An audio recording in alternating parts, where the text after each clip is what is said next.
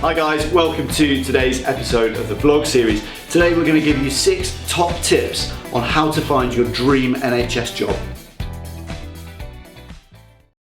Okay, so our first top tip is to be really clear in your mind as to what it is you are looking for in a job in the NHS. Everyone will have their own set of circumstances. You may have family considerations, you may be career minded, you may be money motivated, it may be that you're looking for a very specific location. But be really clear on what your absolute needs are in a role, and then which parts of that are flexible as well. It is important to be flexible within that as well. Don't be too steadfast on certain things, particularly when it comes to location. We get lots of people say to us, I want to work in London, Manchester, Birmingham, but think about the reasons why those places are important to you. If it's that you like a multicultural area, then perhaps you should be looking at lots of other cities or lots of other multicultural areas as well. Don't always assume that because you've heard those names that they are the only places. Equally, when it comes to your career aspirations, when considering what it is you want, it may be a good idea to kind of temper that with what's most appropriate to you. So you might feel that you're suited to a consultant level position, but in reality, what's the safest option for you? Is it better to come in at a senior speciality doctor level to get that initial 6 to 12 months of experience before stepping back up?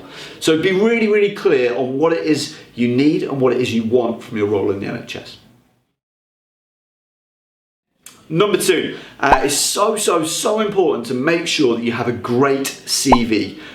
We've got a template CV which we can send you. We've got another vlog which guides you through exactly how to lay out your CV, and I cannot emphasize the importance of making sure your CV is in that format. The NHS are very particular about what it is they look for when they're looking at a CV, so making sure that it is easy to read and clear and concise and fits a certain paradigm is so important when applying for NHS jobs.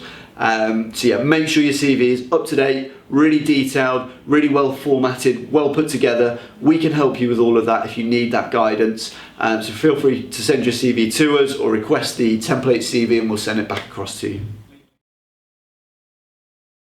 Third top tip, be really organised with your applications. Whether you're applying through an agency or directly through NHS jobs, it's so important to make sure that if you're making an application to one hospital, you're not applying to more than one speciality or more than one department or duplicating any applications. That can look really unfavourable towards your applications. Make sure that you're not duplicating anything and that you know exactly where you've applied and what to.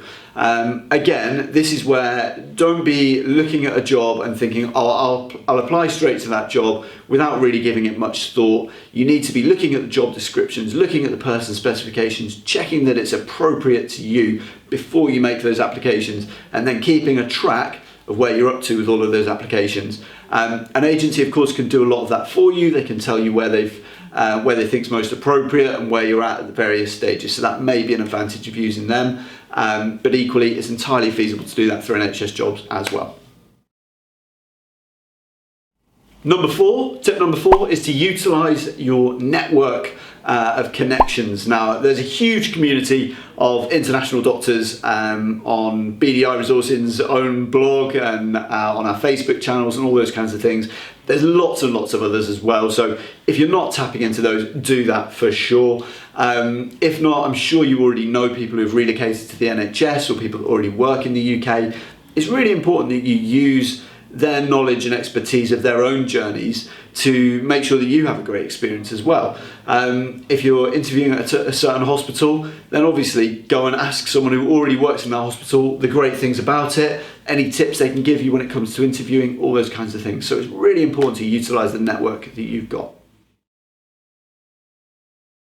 Tip number 5, and we do have a full vlog on interview tips, but just one in particular is to make sure that your interview comes across as a conversational piece. So it's so important that you don't go in too formally to your interview and then forget to act as you really are and get your personality across. So the usual interview structure is that you'll talk back through your experience, you'll be faced with a clinical scenario or two.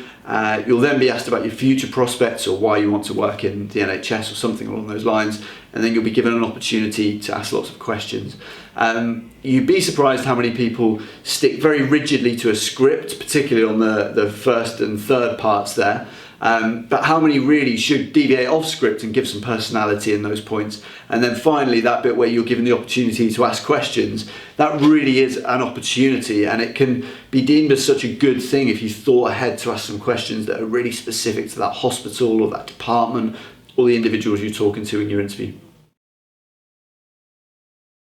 Tip number 6, our final tip, is be patient.